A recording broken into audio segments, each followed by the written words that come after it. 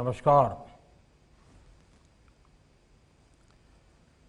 देश के कानून मंत्री श्री रविशंकर प्रसाद जी, गुजरात के मुख्यमंत्री श्री विजय रूपाणी जी, सुप्रीम कोर्ट के justice MR. Shah ji, Gujarat high court के चीफ जस्टिस श्रीमान विक्रमनाथ जी, गुजरात सरकार के मंत्रीगण, गुजरात हाई कोर्ट के सभी सम्मानित जजेज, भारत के सॉलिसिटर जनरल भाई तुषार मेहता जी, एडवोकेट जनरल गुजरात श्री कमल त्रिवेदी जी, बार के सभी सम्मानित सदस्यगण, देवी और सज्जनों, गुजरात हाई कोर्ट की डायमंड जुबिली के इस अवसर पर आप सभी को बहुत बहुत बधाई।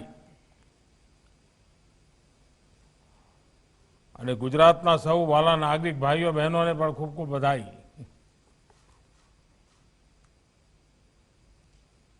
पिछले 60 वर्षों में अपनी कानूनी समझ, अपनी विद्वत्ता और बौद्धिकता से गुजरात हाई कोर्ट और बार दोनों ने ही एक विशिष्ट पहचान बनाई है। गुजरात हाई कोर्ट ने सत्य और न्याय के लिए जिस कर्तव्य निष्ठा से काम किया है, अपने संवैधानिक कर्तव्यों के लिए जो तत्परता दिखाई है, उसने भारतीय न्याय व्यवस्था और भारत के लोकतंत्र दोनों को ही मजबूत किया है। गुजरात हाई कोर्ट की इस अविस्मरणीय यात्रा की स्मृति में आज एक डाक टिकट जारी किया गया है। मैं इस अवसर पर न्याय जगत से जुड़े आप सभी महानुभावों को, गुजरात की जनता को अपनी शुभकामनाएं देता हूं। माननीय हमारे संविधान में लेजिस्लेचर, एग्जीक्यूटिव और जुडिशरी, उनको दी गई जिम्मेदारी हमारे संविधान के लिए प्राणवायु की तरह है। आज हर देशवासी पूरे संतोष से ये कह सकता है कि हमारी जुडिशरी ने, न्यायपालिका ने संविधान की प्राणवायु की सुरक्षा का अपना दायित्व पूरी दृढ़ता से निभाया है। हमारी जुडिशरी ने हमेशा संविधान की रचनात्मक और सकारात्मक व्याख्या करके खुद संविधान को भी मजबूत किया है। देशवासियों के अधिकारों की रक्षा हो, निजी स्वतंत्रता का प्रश्न हो, ऐसी परिस्थितियां रही हो जब देश हित को सर्वोच्च प्राथमिकता देनी हो, जुडिशरी ने अपने इन दायित्वों को समझा भी है और निभाया भी है। आप सभी भी भली भांति जानते हैं कि भारतीय समाज में रूल ऑफ लॉ सदियों से सभ्यता और सामाजिक ताने बाने का, हमारे संस्कार का आधार रहा है। हमारे प्राचीन ग्रंथों में कहा गया है, न्यायमूलम सुराज्यम स्यात्, यानी सुराज्य की जड़ ही न्याय में है, रूल ऑफ लॉ में है। ये विचार आदिकाल से हमारे संस्कारों का भी हिस्सा रहा है। इसी मंत्र ने हमारे स्वतंत्रता संग्राम को भी नैतिक ताकत दी और यही विचार हमारे संविधान निर्माताओं ने भी संविधान निर्माण के समय सबसे ऊपर रखा था। हमारे संविधान की प्रस्तावना रूल ऑफ लॉ के इसी संकल्प की अभिव्यक्ति है। आज हर एक देशवासी को गर्व है कि हमारे संविधान की इस भावना को, इन मूल्यों को हमारी न्यायपालिका ने निरंतर ऊर्जा दी है, दिशा दी है। न्यायपालिका के प्रति इस भरोसे ने हमारे सामान्य से सामान्य मानवी के मन में एक आत्मविश्वास जगाया है, सच्चाई के लिए खड़े होने की उसे ताकत दी है।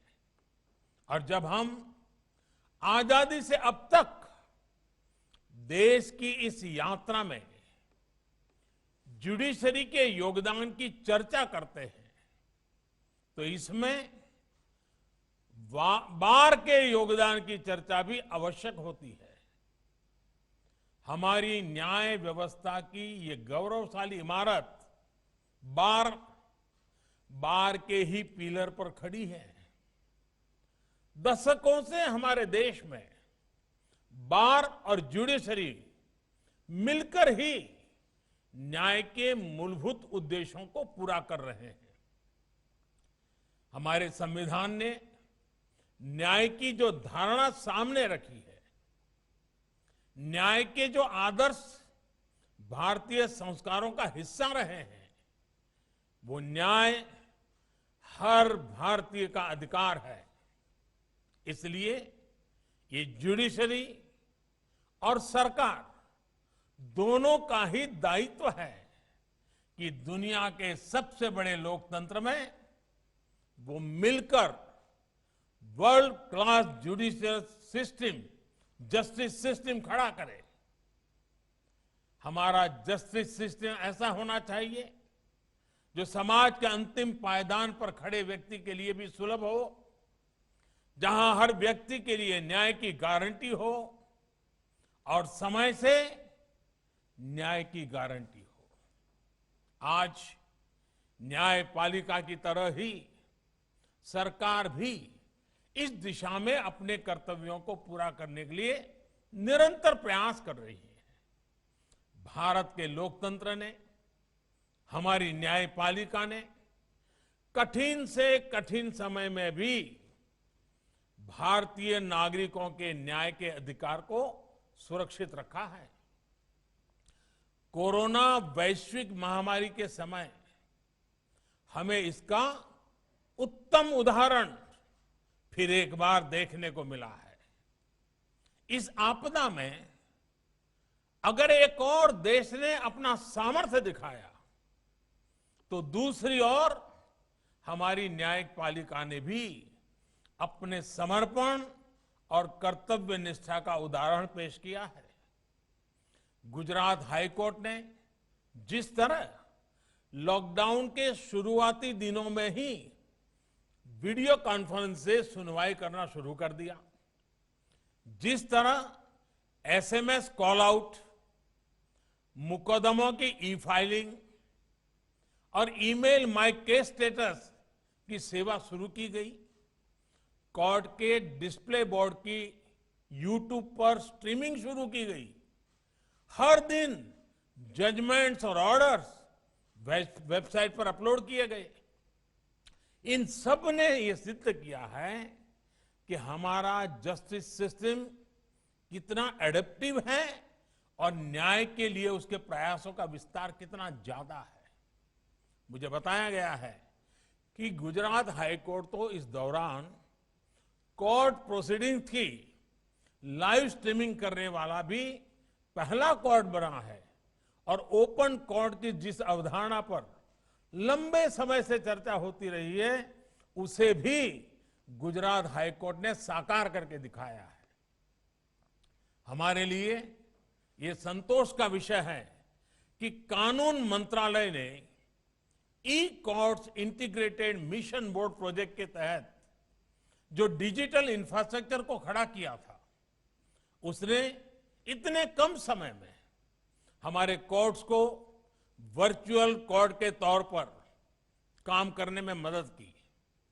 डिजिटल इंडिया मिशन आज बहुत तेजी से हमारे जस्टिस सिस्टम को आधुनिक बना रहा है। आज देश में 18,000 से ज्यादा कोर्ट्स कंप्यूटराइज हो चुकी हैं। सुप्रीम कोर्ट से वीडियो कॉन्फ्रेंसिंग और टेली कॉन्फ्रेंसिंग को लीगल सैंक्टिटी मिलने के बाद से भी सभी अदालतों में ई प्रोसीडिंग्स में तेजी आई है।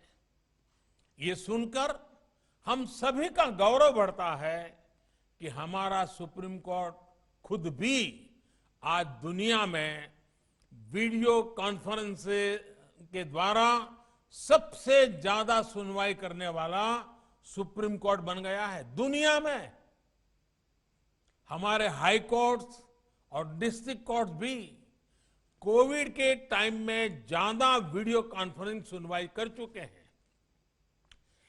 केसेस की ई फाइलिंग इसकी सुविधा ने भी ईज ऑफ जस्टिस को एक नया आयाम दिया है।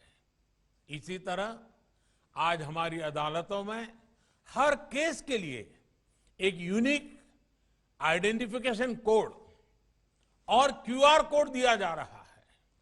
इससे न केवल केस से जुड़ी हर जानकारी हासिल करने में आसानी हुई है, बल्कि इसने नेशनल जुडिशियल डेटा ग्रिड की भी एक प्रकार से मजबूत नींव रखी है। नेशनल जुडिशियल डेटा ग्रिड के जरिए लॉयर्स और लिटिगेंट्स केवल क्लिक मात्र से सभी केसेस और ऑर्डर्स देख सकते हैं। ये ईज ऑफ जस्टिस न केवल हमारे नागरिकों के ईज ऑफ लिविंग को बढ़ा रहा है, बल्कि इससे देश में ईज ऑफ डूइंग बिजनेस भी बढ़ा है। इससे विदेशी निवेशकों में ये भरोसा जगा है कि भारत में उनके न्यायिक अधिकार सुरक्षित रहेंगे। 2018 की अपनी डूइंग बिजनेस रिपोर्ट में वर्ल्ड बैंक ने भी नेशनल जुडिशियल डेटा ग्रिड की प्रशंसा की है। माननीय, आने वाले दिनों में भारत में ईज ऑफ जस्टिस और भी तेजी से बढ़े, इस दिशा में सुप्रीम कोर्ट की ई कमेटी एनआईसी के साथ मिलकर काम कर रही है।